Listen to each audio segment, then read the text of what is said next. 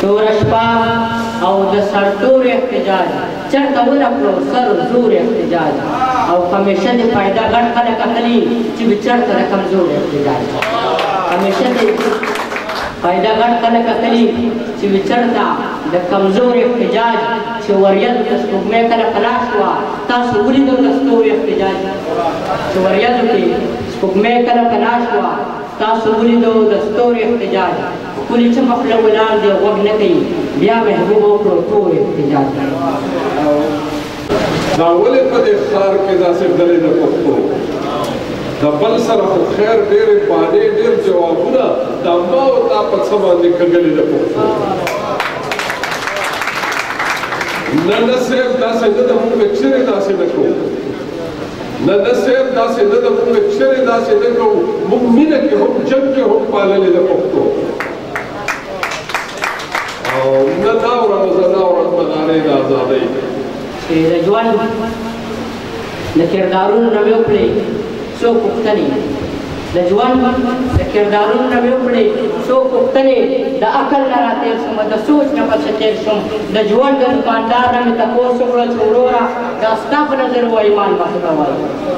د ژوند د دوکاندار نه مې تپوس وکړه چې وروره دا ستا په نظر و ایمان به څه ته وایي هغه تله راپورته کړه څو تیږې پکې کېښوې سحر نه تر ماښامه زه نه بیا یم په دې ټول یم د چا په 200 کال قلمه د چا په تاسو به اندازه شوي چې زموږ دا کشر کشر واړه واړه شاعران څومره ښه سوچونه لري او بیا په تېره تېره موږ چې د چا په نامه راټول یو محبوب زموږ د ټولو نازولی د ټولو ناول خو زه د هغه محترم ډېره شکریا ادا کوم چا چې د دې دا کتاب چاپ کړی دی هغې ته ډېر احترام او زما له لورې درناوی دی ورته ورسي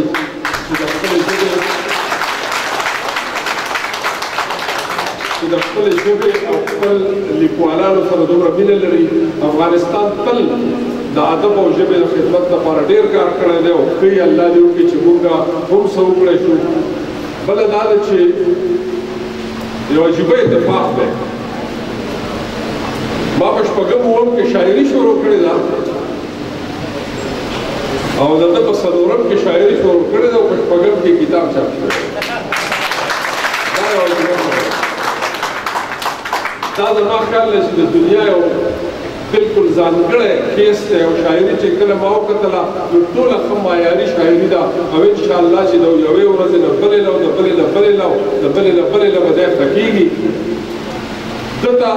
خپلو حالاتو د پلار جدایۍ د مور غربت د مور تکلیفونو د چاپېرچل غمونو ده ته شاعري ښودلې ده او دی شاعر کړی دی ما یې په دې لاس کې تسبیح ولیدې په کار دی چې په دې عمر کې د لاس په نورو امیل راځي او تسبیح په لاس کې ما ولیدې نو زما دا خیال دی چې دی کله د دردونو نه د مینې مزلونو ته اوړي نو انشاءالله نوره به هم شاعري ښایسته کېږي دی چې دی په خپل قام په خپله خاوره په خپلو خلکو په ټول انسانیت مین دی په دومره کم عمر ده په 2019 کې شاعري شروع کړې ده او دا د 2021 دی تاسو اندازه وکړئ چې دا جینیس خلک خدای پاک پیدا کوي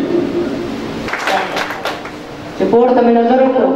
د پیو دوکاندارو په سټه باندې دروند و ایمان مې ډک شان خوارو په پیو کې اوبه اوبه یې پیو کې ګډولې درانه شونډې په یوه تله خرڅول خیرات شو